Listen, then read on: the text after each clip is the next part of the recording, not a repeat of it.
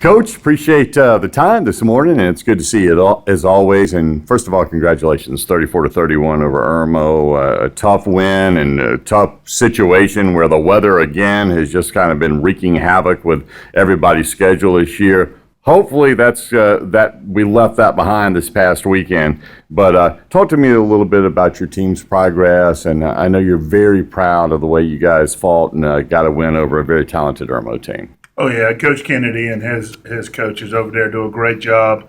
Irmo's a first-class program, the way they're running it over there and doing the little things right. And we renewed the rivalry. My first 2 years here, we played Irmo.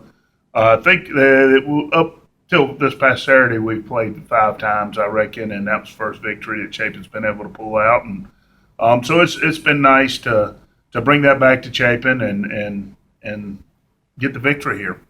Talk to me a little bit about the quarterback, Trad Beatty, finally healthy, and man, he's a difference maker, isn't he? He is. Trad's played Saturday like we know Trad can play. He got banged up our first scrimmage against Richland Northeast and basically sat for 3-4 weeks. And Cooper Bemis had to take the reins, and Cooper did a heck of a job. And we sat them both down and explained to them if we're going to make a run at this thing, we got to have them both on the field. And Trad stepped up in a big way this past weekend, and Cooper was right behind Avion with second leading receiver. So to be able to have both of those guys on the field making plays for us is only going to make us that much better.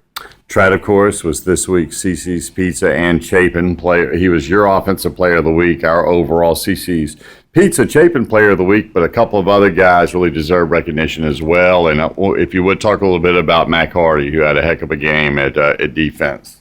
Mac was a tremendous player, had a lot of solo tackles. And Mac Eason. Yeah. I'm sorry, Mac Eason. That's all right. Mac had several solo tackles at the middle linebacker for us, and if he ever gets his hands on you, he's going to bring you down, and that's what we love about him. He doesn't require many assisted tackles with him, but he just played his tail off for us this week, and it was bittersweet. He'd come from Irmo. He'd played at Irmo and knew a lot of those guys, and you saw a few little dabs out there and slapping each other on the butts out there, and he plays the game the way it's supposed to be played. Mm-hmm. Tough kid, isn't he? Hard-nosed. Very tough, hard-nosed kid. And that's your kind of guy, right? Oh, yeah. He talks with his pads. He doesn't rely on his mouth to do his talking, and just an exceptional young man. Speaking of guys that you like the way they play, your big hit of the week award went to Robert Bickley, but you were telling me that he got it for one big hit, but he could have gotten it for a lot of other ones. Oh, and yeah, he was laying it, huh? There were some collisions out there on Saturday, and not just Robert's. Robert probably had the most of them. That's how he ended up distinguished as the hit of the week. But we had several big hits out there with several players. Mac was one of them. Let's see, Robert, I think, had 3 or 4 of them. Cole Burns, a sophomore linebacker we had to pull up this year. He had a big, nasty hit out there. So, they're starting to play the game of football the way we want them to play. I want to mention a guy that kind of has just emerged on the scene here early in the season because of his fine play. A transfer over from Dutch Fork that moved in, and you weren't even aware really of him. And then, boom, he comes out to practice and could really play the game, and he's done great for you. Wide receiver, Avion Gordon. Yeah, Avion has got tremendous hands. He's got tremendous speed. He finds open spots. Still new to the playbook, still learning. There's a lot more he's got to learn in that department, but he is playing lights out for us. I think he's the area's leading receiver. Or going into last week, he was the area's leading receiver. Just a phenomenal football player. He's come right in and has just fit right in with these guys. They've opened their arms up and since day one, and you don't know that he hadn't been here for the last 11 years.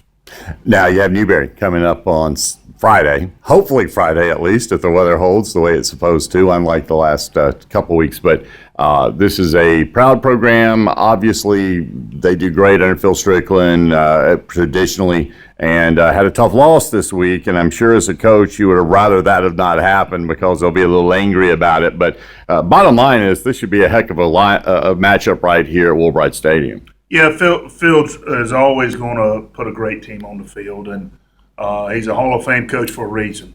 Unfortunately, they did lose I need to get on Perry Woolbright over there about that because he didn't do us any favors. But Phil's going to have his guys ready to go. They're going to come in here. It's always a good game. It's always a very physical football game when Newberry and Chapin play. And, last year we were able to get the upper hand on them. But, it's always a fun game. It's a fun game to prepare for. I've got several of my coaches that are Newberry guys that played for some of those guys on staff. So, it's an older rivalry that you don't hear much about. And it's the fan bases, they're not hated rivals. They get along. And so, but it's always a good time. And hopefully we can just go out there and play our game and see what happens at the end. Well, thanks for your time. Good luck coming up on Friday, and we'll talk to you next week, Coach. Appreciate it, Rich.